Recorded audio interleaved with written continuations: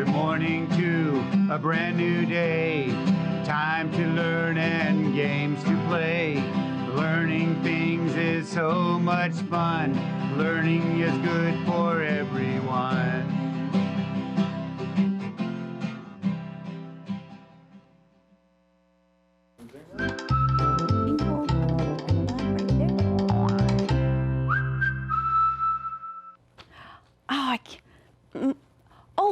Good morning, third grade. My name is Mrs. Nix, and I am so excited to see you here, ready to become amazing thinkers, readers, and writers.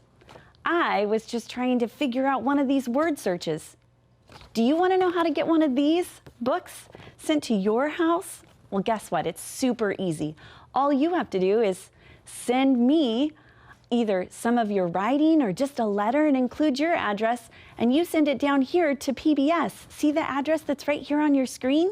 Send it here, and I will make sure that you get one of these fun activity books that you can figure out. There's mazes and word searches and all sorts of fun things. All right, so good morning. I want to say a couple of things. So first of all, I want to say that today is Veterans Day. And Veterans Day is a really special day where we get to go through and say thank you to all the men and women who have served our country. And so if you have an aunt or an uncle, a grandma, a grandpa, or someone who has participated in any of our armed forces, we want to make sure that we say thank you. So I'm going to say thank you to, I've got a cousin, and I also have an uncle who have done it. So I'm going to say a good giant thank you for everything you do for our country, or have done for our country. All right, boys and girls, I also want to share with you a little bit about some books that you can check out. So here's one. This one's called The Mouse and the Motorcycle by Beverly Cleary. One of my favorite books from when I was a kid. I'm laughing because here in the studio, I see heads that are nodding, so it looks like lots of us have read it. It's a highly recommended book. If you want to check this book out, you can go and visit your local library, or you can go online and check it out through Sora. Now, speaking of Sora, in Fresno Unified, we've been watching and have a little bit of a friendly competition going on between our schools as to who's checking out the most books. All right, we've counted down the 5th, the 4th, and now today we're going to talk about the school that was in 3rd place with the highest number of checkouts, and it's for the 3rd or 4th week. I think we're on the 3rd week. So good job, Vikings. Warriors, you guys are doing an outstanding job. Keep checking out those books. And I'm going to put you right up here on our poster. So if you want to be on our top checkouts list, make sure that you are checking out your books with Sora, and you can get your school up on there. All right, so this morning I have a couple of things that we're going to go through today. We're going to talk about some nouns, some possessive nouns, and then we're going to finish up. We've been talking about the writing process and using an explanatory essay. Are you ready to start? Okay, let's warm up those brains. Now, this week, we're going back and we're reviewing all 50 words from the last 5 weeks. So every day there's 10 new words. Now remember, if you come across some of these high-frequency words and you are thinking to yourself, you know what, I don't remember how to spell that one, jot it down. You're responsible for your learning success. So make sure that you are practicing and being responsible. Okay, let's see if I can read them a little faster than you. Aw, no, I can't read them faster than you today. You're going to read them faster? All right, let's see if you can do it. Ready? Go. From, full, funny, gave, give, get, go, goes, good, going. Did you beat me? Of course you did, because you're fantastic like that. You're going to be an amazing reader. I can already tell. You've been working so hard. Okay, 3rd grade. Let's go through and let's review some of these things that we've been practicing together. These are those possessive singular and plural nouns. We talked about them a few weeks ago, but I put a little cheat sheet up here so that it would help us remember. So we're going to add an apostrophe. Oh, you don't remember what possessive means? Okay, let's back up just a little bit. Possessive just simply means that it belongs to someone. Okay, you remember now? All right, so we add an apostrophe S if the noun is a singular noun. So that's how we're going to make it be a singular possessive noun. we have to add just an apostrophe if the noun is already plural and it ends with an S. And we're going to add an apostrophe S to the end of the plural possessive nouns that don't, that are not ending with S. Okay, let's look through and see some examples. Right here, we've got the word bird. We want this to belong to the bird. It's the bird's song. Okay, so thinking about it, a bird's song is a beautiful thing to hear. Whose song is it? The bird's. So how do we make it a possessive noun? Are we talking about more than one bird? No, so it can't be that one. And we said that it belongs to it, so it can't be C. Which one would it be? That's right, it's going to be B because it's a single bird, and all we need to add is apostrophe S, and it shows possession. Okay, how about this one?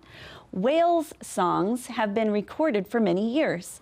Now, there's more than one whale, so it's a plural noun, so it already has an S. What do we need to do? Can you find it down here? Which one? You got it right here. We're going to just add that apostrophe at the end. All right, last one. The geese honks could be heard all over the barnyard. We want it to say geeses. Oh my golly, look at all of these spellings. Can you figure out which one is the correct one? We have geese. Look at this one, geeses. Oh my gosh, that's so funny.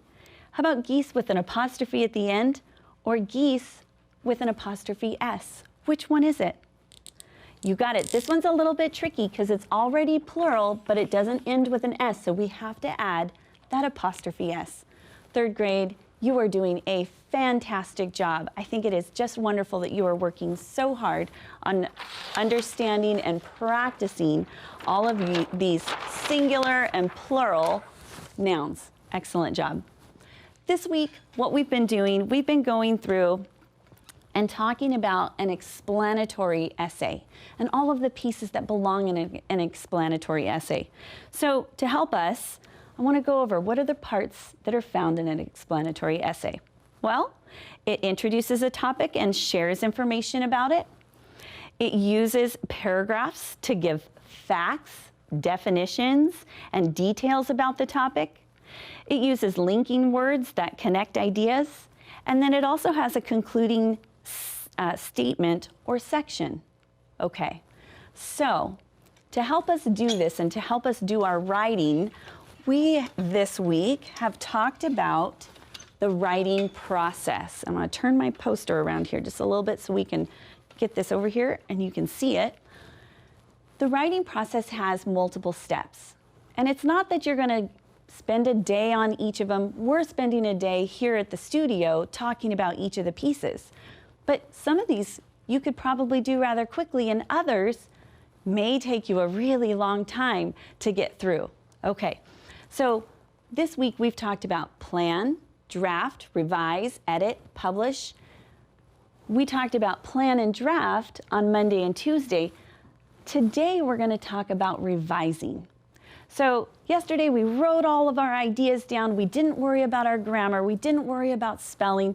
We could have it be all messy. If we thought of a really good sentence, but we were already 2 paragraphs in, jot those ideas down. It's about getting your ideas on paper. Don't expect it to be perfect the first time. No writer thinks their writing is perfect the first time, because this is that critical step. And this is that part where you may spend a lot of time in revising, and that's okay. In fact, that's almost really a good thing because it's going to make your writing that much better. Okay, so what does it mean to revise? Well, here's some of the things you can do. Here's where you can add details and information to make it more clear. Maybe after you've read it, you discover that maybe you need to add a sentence or 2. You can also remove distracting or unnecessary words or ideas. I'm going to show you some of these examples today. This one talks about replacing bland and overused language with more precise and stronger words. I have another example of this one as well today. You could also rearrange phrases and sentences to make sure that the readers understand the message. Remember, we want to be clear in our writing, so anything we can do to make it so that the readers understand what we're trying to convey, that's the best. And then we really want to focus on our conclusion today. Remember, we're repeating that main idea, but it's in a new way. It's not the same thing that we had before. Yesterday, I kind of talked about a hamburger. Think about a hamburger bun. The top bun is kind of big and fluffy, and the bottom bun's kind of skinny. But they're both made out of bread, and they both taste the same. All the pieces in the middle can be a little bit different. All right, so you're going to wrap up those most important points, and then you might go through and do a little peer review. Here's some questions that you would want to be asked. So what do you like about your writing, and what would you change? And then maybe the person who's checking out your writing could ask you, what else do they need to know? Because that's going to help you to revise. Okay, so let's go through and look at some of the stuff that we started revising. Now, Tony is the author of Our Parks Need Help. And Tony and I talked about, what are some things that you could do to make things better? You're going to notice some things in green. I made it match today just so we could talk about a few things. Oh my gosh, do you see an error just right here before we've even started? What does every paragraph have to start with? That's right, it has to have an indentation. So here's what I'm going to do to make it so that I can remember when we do our final draft. It looks like 2 lines with a backwards P on it. Kind of funny, right? But that means indent, because look, I've got my indentations on all my other paragraphs. Okay, another thing, when we go through, let's read just this first paragraph because I want to talk about this last sentence here. My favorite place to go is the park near my house. I like to go there and play basketball with my friends. We get great exercise running up and down the court, and the games are exciting. It is fun to be outside practicing a sport I love.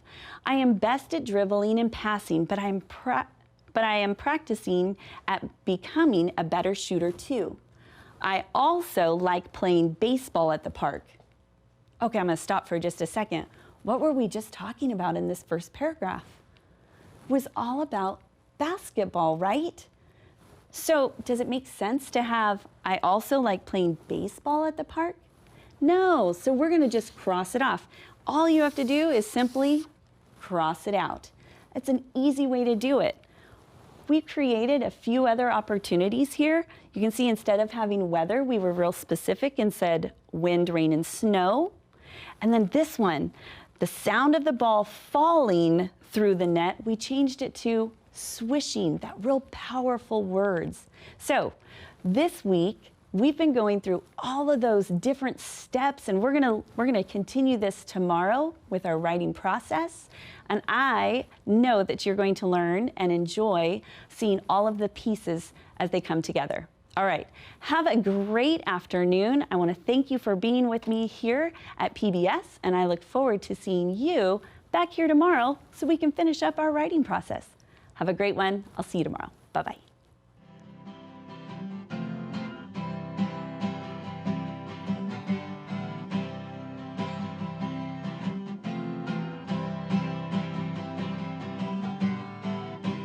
Good morning to a brand new day. Time to learn and games to play.